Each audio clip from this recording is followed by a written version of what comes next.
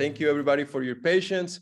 My name is Eric Mesa, and I am a part of the Sierra Club Borderlands program. This is a grassroots campaign that wants to restore and protect the US-Mexico borderlands, and we do it in support to all those frontline border communities that are opposing walls and other infrastructure that wants to divide these communities, threatens the human rights and the lives of people that lives in these areas, and also harms all of the border wildlife. The Sacred Territories webinars is a collaboration between the Sierra Club and the Community Food Bank of Southern Arizona, who is an organization that provides emergency food assistance to our communities and also helps us connect to neighbors and other resources. And this is to address the root causes of hunger in our community and decolonize the way that we serve our communities. And of course, thank you to everybody here. And these webinars is work that the Sierra Club and the Food Bank does in order to provide space, service, and resources to support First Nations with their struggles in defending sacred water, land, and life. And well, the hope here is to build solidarity and gather your support. This is for the communities that are defending their territories. So it is important that we recognize that as an organization, we are located in occupied indigenous land, that we directly benefit from the resources that we continue to take from it. I just would like to take a moment to pay the respects to all the elders of the past and the present, to all the movers and shakers that work hard every day to make their communities a better place. Because it is so important to recognize the legacies of violence, displacement, migration, and settlement that bring us together here today. So I'm gonna pass it on to Ashley so she can go ahead and present our first panelist today from Fronterizas. Go ahead, Ashley. Thank you, everybody. Thank you so much, Eric. We are so excited about this webinar today, and we are so grateful for everyone making the time on this Saturday to be here. I am very excited to present to you all Paula Ortega from Las Fronterizas, a dance group that is on both sides of the border and from many different parts of our borderlands region. And just wanted to say thank you to both the Sierra Club and the Community Food Bank for making this webinar possible, for recognizing the importance of discussing land sovereignty and the sovereignty of indigenous communities and their struggles for justice as part of our food systems and the ways that that impacts communities in the borderlands and as we extend across the continent. So with no further ado, I'm going to pass it to Pablo Ortega. Welcome, welcome. We're so excited to have you here today. Thank you, Ashley. Gracias a todos por tenernos. Me gustaría introducir a Isis América. Ella va a empezar la presentación y yo voy a compartir la screen so we can all be able to see the presentation that we put together. Hola, buenos días. Mi nombre es Isis América y Paula y yo somos parte de Las Fronterizas. Para empezar, me gustaría explicar quiénes somos, de dónde venimos, el porqué de nuestro equipo. Ok, Las Fronterizas es un grupo intergeneracional dirigido por 6 mujeres artistas que se desenvuelven en la frontera a través de manifestaciones artísticas, en conjunto con Border Arts Corridor, Facing You Theater y Sappho's Dance Theater. Nosotras somos un grupo de 3 mujeres. This is with Rising Youth Theater and Sappho's Dance Theater. There are 6 involved folks. 4 are who were born here and 3 were born. Gracias, América.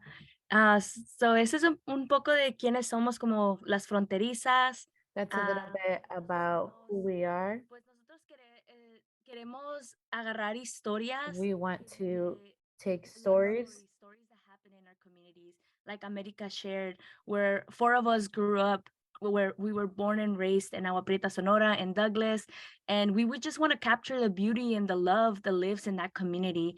As we all know, the news have always shown the ugly sides of spaces, the violence of things of that apparently lives in those communities, but they never really show the beauty, the culture, and all the magic that legit lives there. So we as Fronterizas, that's our mission, to make sure people's voices are heard, to make sure that our voices as young people, as young adults and adults are heard as well. So lo que buscamos es el trabajo de las fronterizas. Les voy a leer esta parte aquí que dice, pero el trabajo de What las we search for as the fronterizas does not just unite these communities. Their main goal is to honor, celebrate, and to visualize that give a form to both of these nations that are binational. In a moment, you'll be able to see how. Voy a pasarle, te la paso a ti, América está. I'll pass it over to you, America. Our work is mainly on stories and abilities of the artists. We've created workshops with the intention that youth and to be able to notice that they're not that far, like the border is that marks it. We love that our community be part of these projects. And as Paula mentioned, we like to relate ourselves not y just que se with youth, but desenvuelvan en as well cualquiera with de the las disciplinas elderly, que nosotras and to be able to participate in any of the different areas we might develop. Making tables should together work and collaborate because both stories, both experiences are both as equally as important. And then also creating a pathway for young people to make sure they have the platform so that make sure their voices are also heard, which is one of the reasons why we made sure that this space is youth and adult co-collaborating and creating art together. Por eso estamos co-colaborando como artistas. Y una quote that we all together, well, I kind of created this one, but we all had different quotes that we created as fronterizas. So I kind of wanted to share with you a little bit of just kind of what this quote, the quote that I created. So no importa cuánto tiempo estemos fuera de nuestra It doesn't cultura, matter how long we are outside of our culture. A border will not eliminate our right to be free. We signify culture. We hope that the same is free and without borders. When we tell you a little bit more about the most recent project that we created, you'll get to understand where a little bit of this dissolving borders came from. So vamos a ir al otro slide. América, antes de que vaya a este slide, ¿tienes algo que decir? No, está bien, puedes avanzar. I don't have anything else I can continue. So us as fronterizas, Atención al migrante we have also partnered with, as you all, some of you know, they stopped doing asylum hearings, and a lot of people were like hanging, like they were by the border with their tents waiting for their turn so their hearing could be heard, so their stories could be heard, so they can go to the United States. But we kind of went to Kame, we broke bread with folks, we talked, we connected, and some of them shared their stories with us, and they gave us permission to create this piece that we're going to be sharing with you next. So there was this event that ended up happening on the border, where we share these stories, where people share the importance of Kame and making sure that it's how we can continue to make it sustainable so people can continue to come to that space to be safe as they wait for their hearing. So I'm going to share with you this next video of what we created. A quien corresponda, to whom it may concern. We are in solidarity as women, as people, as fronterizas, with the women and families seeking asylum at Kame, waiting at the port of entry, the separation between Douglas and Agua Prieta. Mujeres, personas y familias esperando por 7 meses. Women, people, and families waiting for 7 months. We see you, te escuchamos, and we hold you close. With permission, we share the written testimonies in this poem. Esperamos que tome medidas To to demand, to listen, to to speak, to act, until the government of the United States resumes hearing asylum cases. Let the government of the United States know. Con amor, las fronterizas. A quien corresponda, to whom it may concern. Somos una familia de dos. Somos una familia de 9. Soy una mamá de 3 hijos. Soy madre soltera. Mis hijos y yo. Mi pueblo, mi hogar, mi comunidad. I dedicated myself to farming. My town is small. We were like a family. Mi pueblo, mi hogar, mi comunidad. Fuimos desalojados de la comunidad donde vivíamos por un grupo armado de personas que no eran de ahí. We no longer had peace in our home. My family, my community, My brother disappeared. They threatened my family. mi hogar. Though I had built my home with sacrifice and effort, we left out of fear. Tengo miedo por mis hijos. Like many other families in town, my family and I left, walking through the hills. Mi familia, we only wanted to save our lives and those of our children. Así que por miedo, yo decidí salir de mi pueblo como pude, mi comunidad. Y por esta razón, decidí venir a pedir asilo. Como pudimos, salimos huyendo, caminando por el cerro hasta llegar a otro pueblo. Perdimos todo lo que teníamos, casa, siembra y cosas con esfuerzo fui comprando. Home, family, community.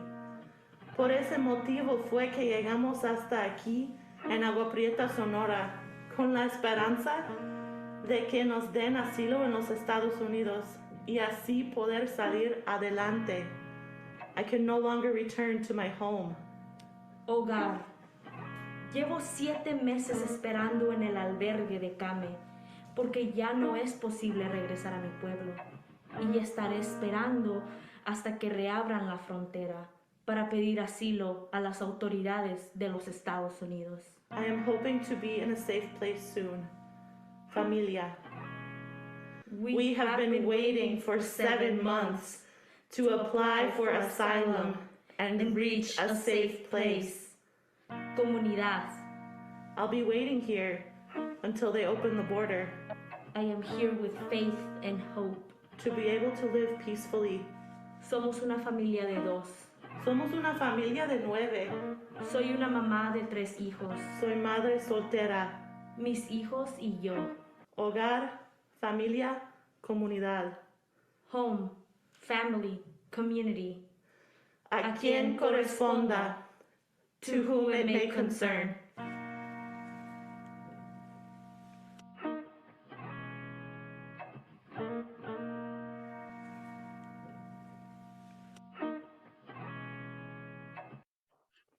Ok, gracias por ver eso.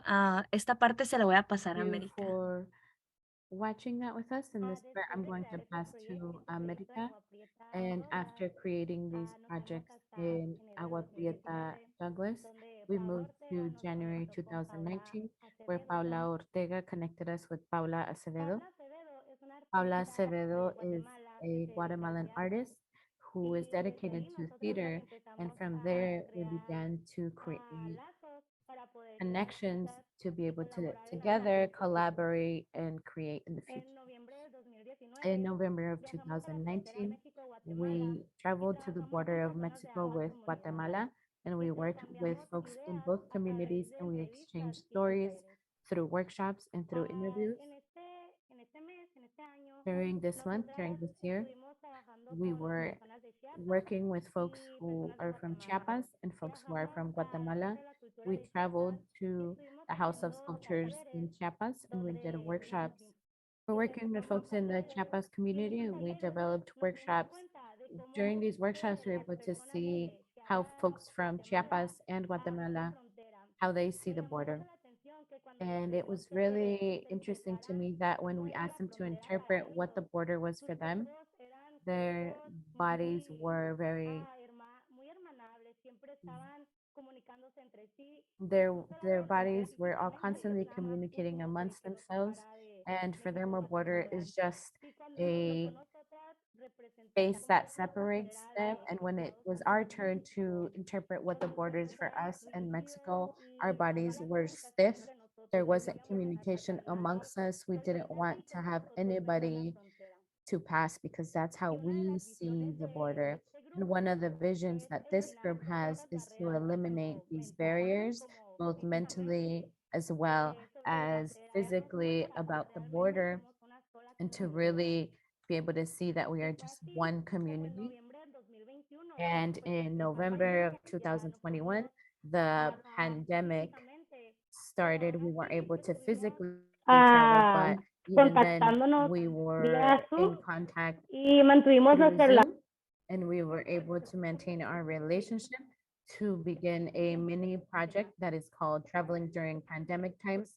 And one of the objectives of this project is to understand the artistic processes of each and every one of us, as well as seeing the different formats to collaborate amongst communities. And we also developed a brief video of how we were able to travel through art during a time when we weren't able to physically travel.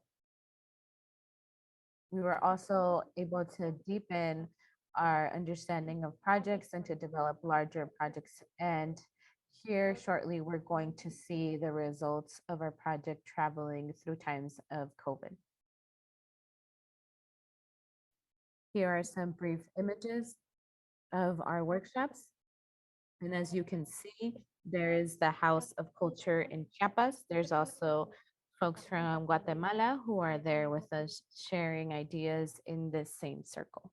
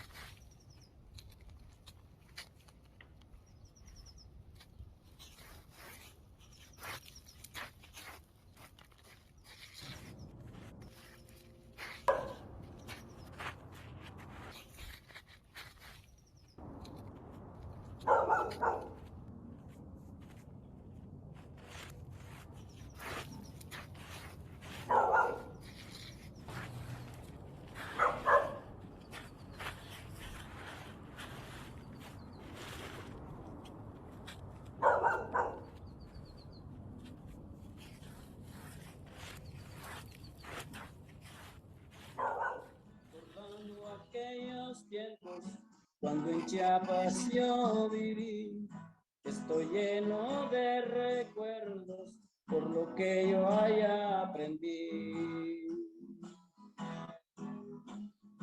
Fueron momentos bonitos, el pueblo se organizó, hasta una linda mexicana me dijo te amo yo.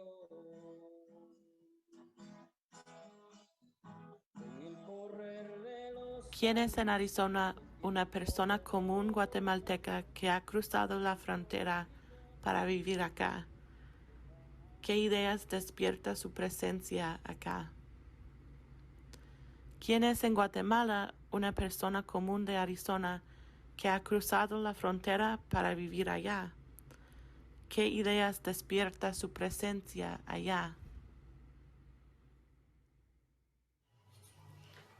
Decía mi amigo Natalio que él, que es el presidente de la asociación de su comunidad, de la fundación de su comunidad, él allá es nadie. Y a la vez, en el tránsito, es un dinero. During the trip to migrate, he is money. He is an animal of just like the animals in the desert. However, he is the owner of a very large inherited of fight, of art, of ideas, of organizing, of politics. Maybe it's made me a bit popular because I've really gotten involved with politics. I really enjoy political vision, vision and understanding, not just a politician. I am from the border of Arizona and I go to Guatemala to see the indigenous communities and I see the reality of where they are from, and it awakes a lot of ideas and visions to continue doing the work that I do. Thank you to them because they exist, and this shows a lot of vision and the human bravery that humanity has, and that's what motivates a lot. And thank you to everybody who's at different points because I know that if they do a favor or something that they do for others, they might be doing it for me. And everyone that leaves from here as an immigrant, they don't feel that they're have riches or anything like that. They just want to go ahead and find a different option, and I am grateful for that.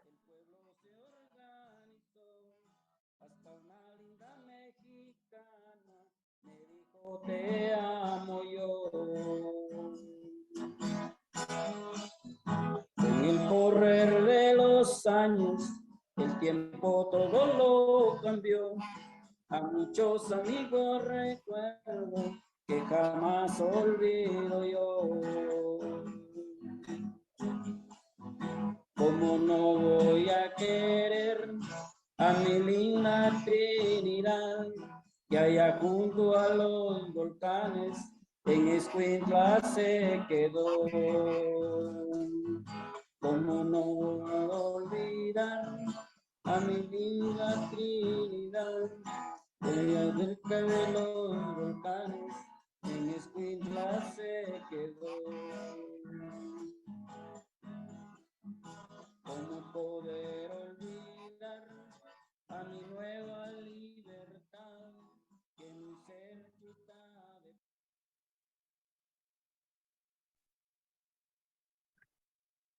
América, ¿algo que te gustaría agregar antes de que America, anything that you would like to add before we start with Amores Fronterizos? That was the result of our ideas as fronterizas and as and from folks on the Guatemalan border. And that was very interesting and beautiful to be able to collaborate with them. Yes, and hopefully soon we'll be able to return. One of the things that we want to do as Fronterizas is create community with different borders, and Guatemala was one of them. And now we're going to show you a bit of our project that we recently developed in this last year. It's titled Mis Amores Fronterizos. When did this start, America? Was this in 2019 when we started to interview folks? Yes, it was January of 2019. We began doing interviews with our community there in Agua Prieta, on the side of Agua Prieta and Douglas, with our families as well, taking stories. So in Mis Amores Fronterizos, we did that. We combined them. We gather all the stories from our community members, and like there was about, so right here, as you can see, is Mis Amores Fronterizos feature the work of more than 30 collaborating artists from Douglas and Agua Prieta. Ensemble artists they performed alongside community partners, and they share effort to center stories of love that move and dissolve literal and figurative borders. So I don't know if y'all remember my quote, and like kind of like in the beginning of the presentation, ahí hablamos de disolver fronteras. I don't remember if y'all remember the quote I shared, and we talked there about dissolving borders. And how do you say America in a literal form? Yes. Figurativa. And in a figurative way. And so we talked about that in Mis Amores Fronterizos. We also have a video to show what that project was like. America, would you like to add something prior to seeing the video, or should we add it afterwards? And we can go ahead and show the video and then add something afterwards to be able to share what we are talking about.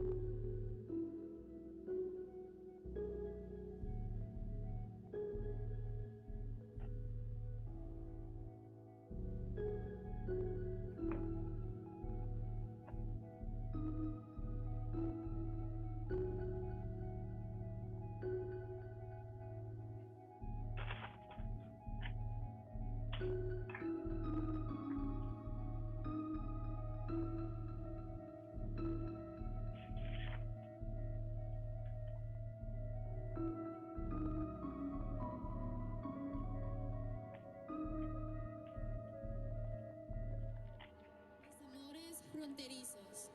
Pasado. Presente. Futuro. Pasado.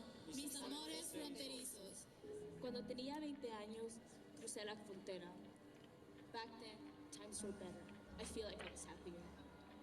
La frontera siempre ha sido algo que conozco desde que nací y me ha permitido ver a las personas que más amo por mucho tiempo. The unity and culture that lives within this community makes me feel safe. La frontera es mi familia, mi raíz. ¿Qué tiempos aquellos donde la línea era una sensación de anticipo a oportunidades, momentos y recuerdos?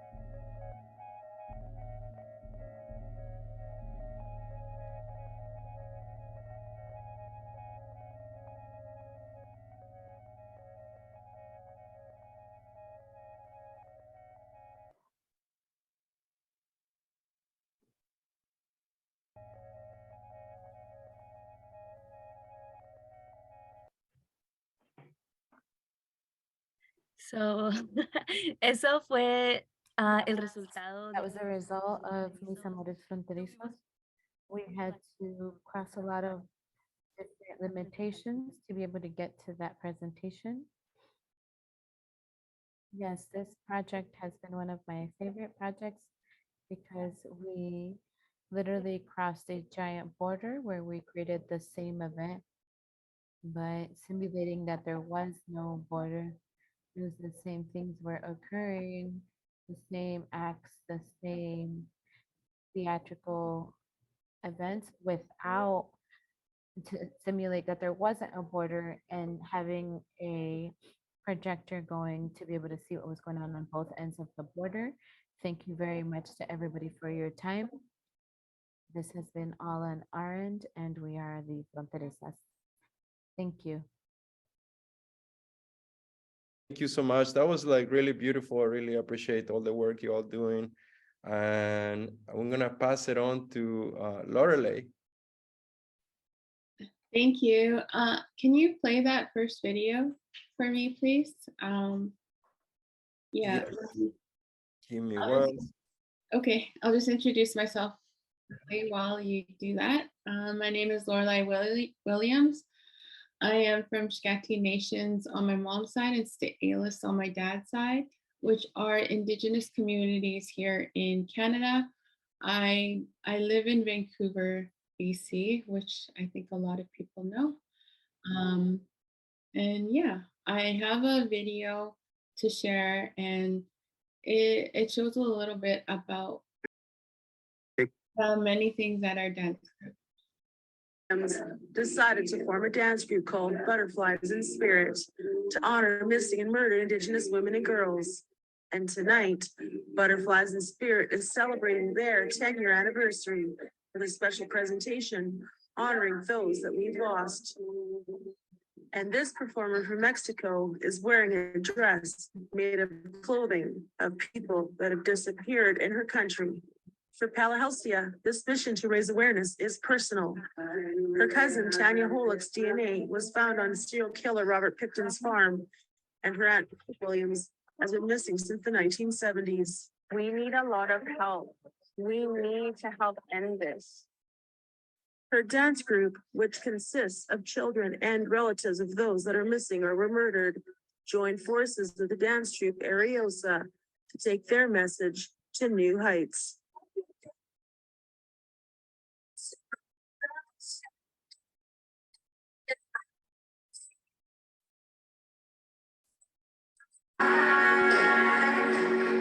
The performers tonight have been so powerful and beautiful in what they've shared with us in honor of the missing and murdered Aboriginal women. And I have to admit, I spent much of the last performance in tears. And for this next performance, honoring the children found buried at residential schools, there wasn't a dry eye in the house.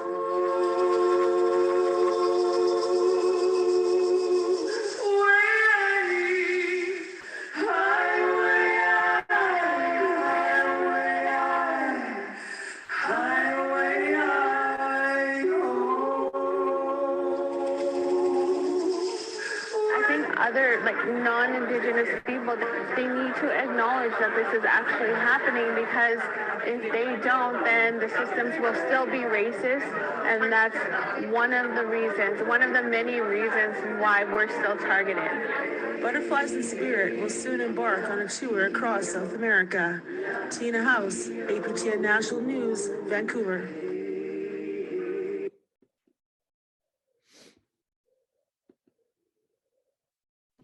Thank you. I would like to share my PowerPoint now. Can I share my screen? So I have an I do a lot of work around the issue of missing and murdered Indigenous women and girls, because this is a huge issue here in Canada. I have a missing aunt, Belinda Williams, who has been missing since 1978. I have another aunt who was pushed out of a window here in Vancouver.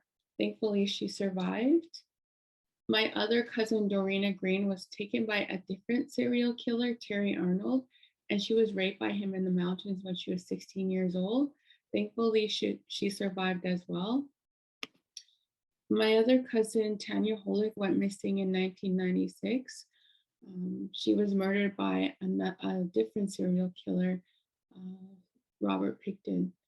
A lot of people around the world know about this serial killer. And, because this is a huge issue in Canada, and not a lot of people know about that. And this all starts back since colonization, since the white people touched on our lands. And a long time ago, in the 1800s, the government made it the law to steal our children, our Indigenous children, and throw them in what they call residential schools. And, so when the government made it the laws, the police had to go in and kidnap our children and throw them into the residential schools, which were run by the churches. And so our people have this horrible relationship with the police because they did that. And then another horrible relationship with the churches up here and the government, of course. And right now, we live in a racist country. Canada is actually very racist. And we have so many systems in place that are racist. And this is one of the many reasons why our Indigenous women and girls are going missing and being murdered at a high rate here in Canada. The media don't take our cases seriously. They're slowly starting to take them seriously. However, this is another reason why our women go missing and murdered at a high rate. And because the police don't take these cases seriously, because murderers get away with killing our Indigenous women because of the laws, predators know that they can target us up here in Canada. So, you know, it's so bad that we actually have a highway here in BC called the Highway of Tears after our missing and murdered Indigenous women and girls. And so with all of this, I ended up starting a dance group called Butterflies in Spirit. And we raise awareness of this issue. And when I first started this dance group, I started it to get my missing aunt's picture out there somehow, because her picture was never really out there. Like I mentioned before, the police never took her case seriously. They never took any of my family's cases seriously, my missing aunt or my murdered cousin Tanya Holick. My missing aunt went missing in 1978, and she's technically not even listed as missing until 2004. And that's only because of the racism with the police system. My family tried to report her missing so many times. Even when my cousin Tanya went missing in 1996, years later, my family came forward again to report my missing auntie, Belinda Williams, missing. But because my aunt wasn't deemed a sex worker or drug addict, they still didn't take the case. So I wanted to somehow get her picture out there. I thought of starting a dance group. No, I thought of a way to get our missing women and girls pictures out there by putting their pictures on Black t-shirts. But somehow I thought, or for some reason I thought, well, I need more attention to these shirts. And for some reason I thought of dance, not being a dancer myself. This idea came to me. And what we did for our first, and another thing I didn't realize was that other dancers would want to join my dance group and represent their missing and murdered loved ones. So we became a dance group of family members of missing and murdered Indigenous women and girls, raising awareness of this issue. And for our first performance, we blocked off a very busy street in downtown Vancouver of Georgia and Granville. And that's when we did our first performance. Our first performance was supposed to be a one-time thing, but that was over 10 years ago on April 30th, 2012. And we're still here today, dancing, hip hop, contemporary, and our traditional dances. And we've performed across Canada. We've performed in the US. We've gone as far as Colombia, Bogota, Colombia, and some areas around there. And then more recently, we've been going back and forth to Mexico.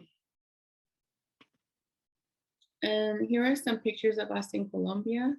We're actually performing on a, this is, we weren't supposed to perform here, but this family housed us there. And all these communities came from all over Colombia. When they found out we were going there, some traveled as far as 8 hours to see us, to meet us. And so we thought, you know what, they traveled all this way, so we should do a performance for them. And here's just some of our other performances. Downtown Vancouver, yeah. And here's some pictures of our dance group in Colombia again. And yeah, so another part of the work that I do is, I used to work at the Vancouver Aboriginal Community Policing Center as the women's coordinator. And I used to work with families of missing and murdered Indigenous women and girls. And one of my roles was to try to build positive relationships with the community and the police, which was really hard considering our history. So I did a lot of work around this, but we're still, the police system is very racist here in Canada. And I can go on about that, but I only have 35 minutes. So I'm just gonna go on to the next stuff here. Another thing that we do, I think I'll have that video played again, the second video that I shared before I start before I go on with the PowerPoint. But we're not just a dance group, and I'll just wait for Eric to upload that video. But yeah, we're not just a dance group. We actually block streets off to search for missing and murdered Indigenous women and girls. And I'll go into that. I think I have to stop sharing, I guess, to share that video. So I'll stop sharing for now to let Eric share the second video. Nations on my mom's side and Kaila's on my dad's side. I have my son here as well, Kayla. And I want to thank his school actually. He works 200 us with by making 230 tobacco ties. Hey, away. Hey, away.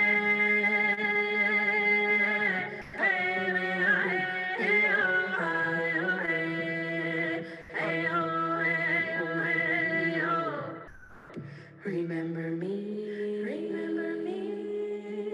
when the sun comes up in the morning sky, there I will be, soaring with the eagle so high, feeling free. Remember me, down the road, hand in hand, you and me. No more, sister, make some noise.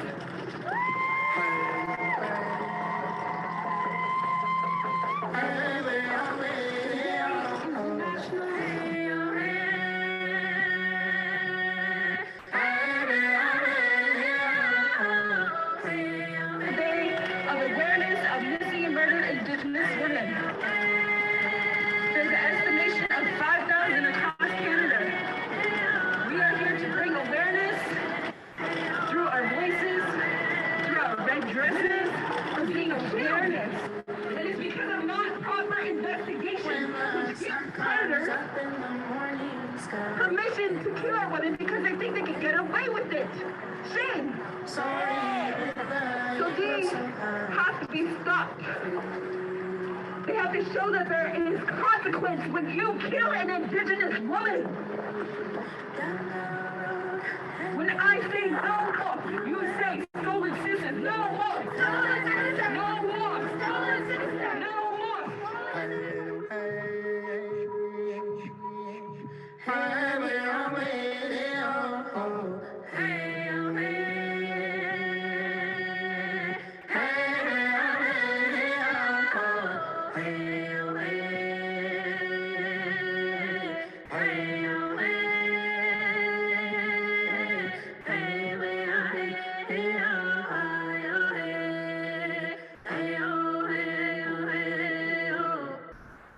Remember me,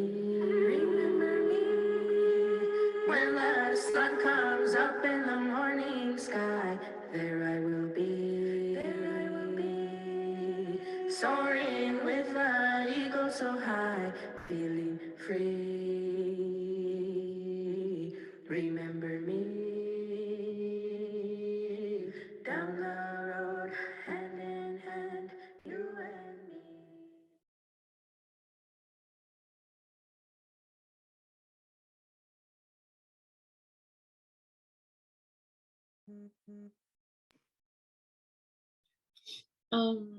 Can I share my screen again, please? And sorry, I'm crying. I get really emotional about this sometimes. Yeah, if I can share my screen now. Okay. It really hits my heart, right? Because of my family members. And, you know, like I was actually out until 11:30 last night late searching for a woman. So we not only block streets off, we physically search for women here. And I've been helping search for a woman named Tamara McGee for the last week. And, you know, last Saturday we were searching for a young youth who was 16, and she was targeted right away. Thankfully, we found her.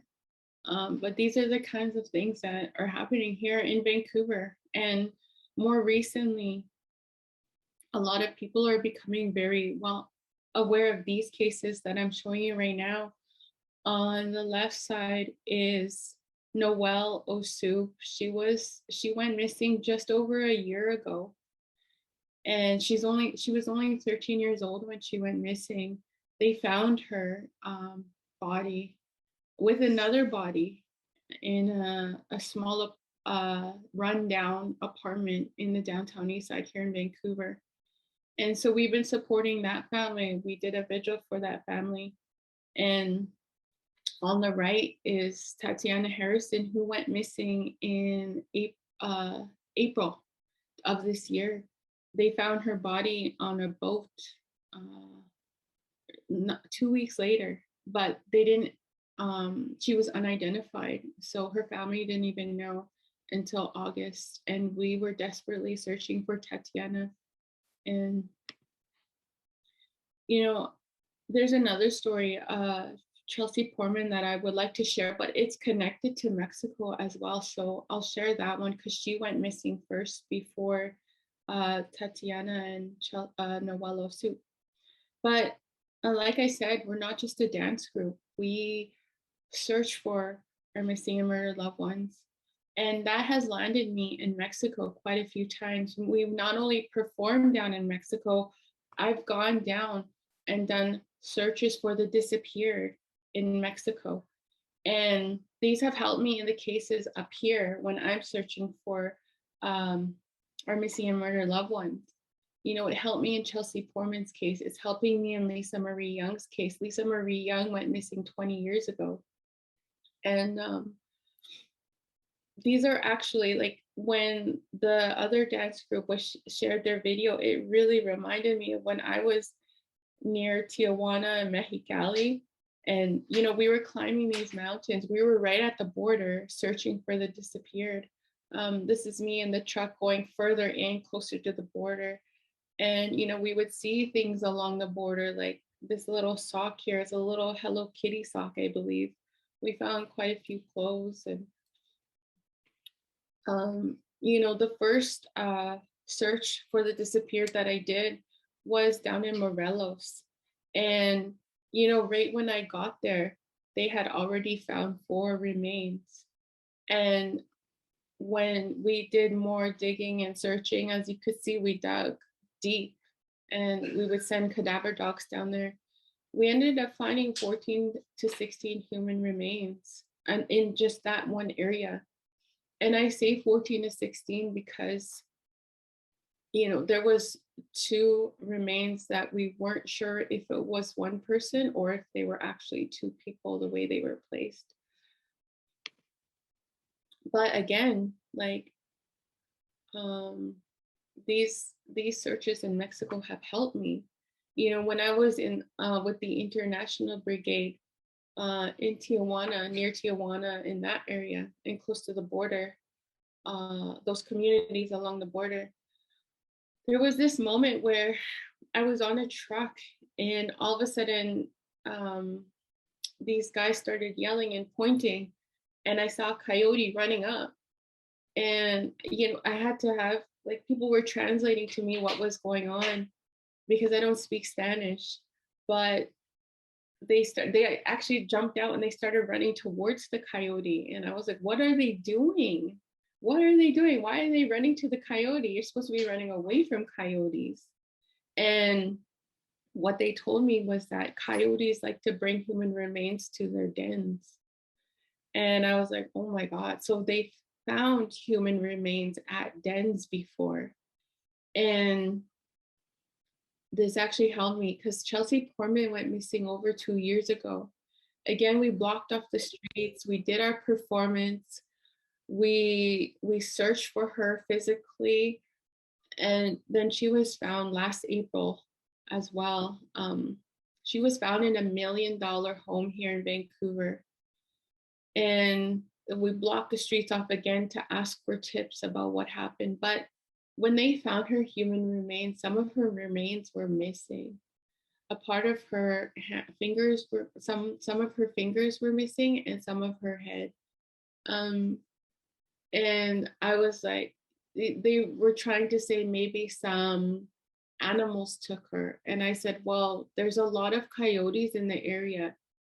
And from my experience in Mexico, I know that if coyotes will take the remains, they will take it to their dens.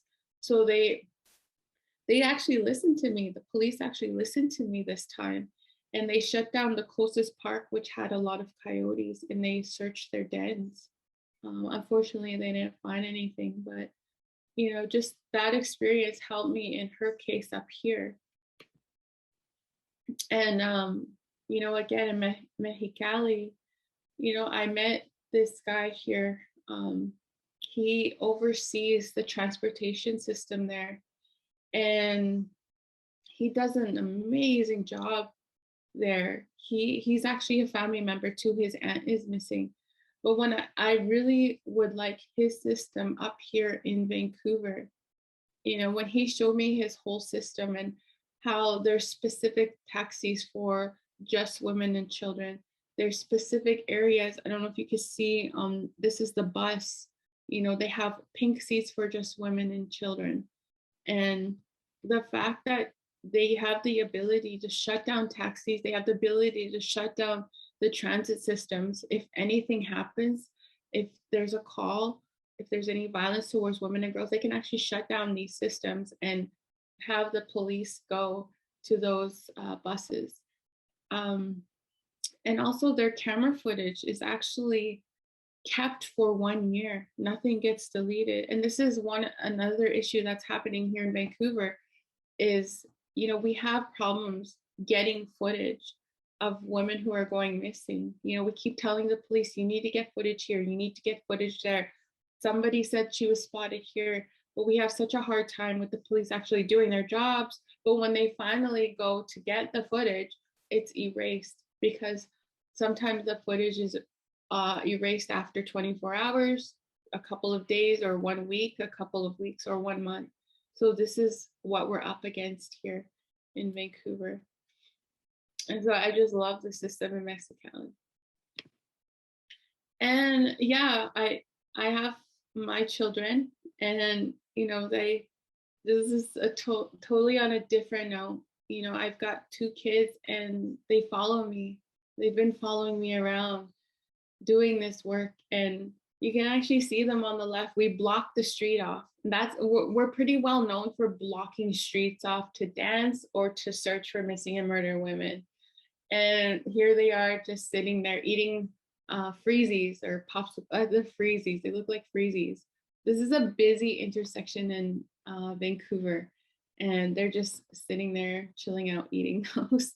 But my daughter, she's also led marches. There's a huge march here on Feb 14th to honor the missing and murdered women here in Canada. And over 10,000 people usually show up every year. And my daughter has led that march twice. And they always have 2 little girls lead the march and putting down rose petals. So yeah, these are just a few things that we do as a dance group.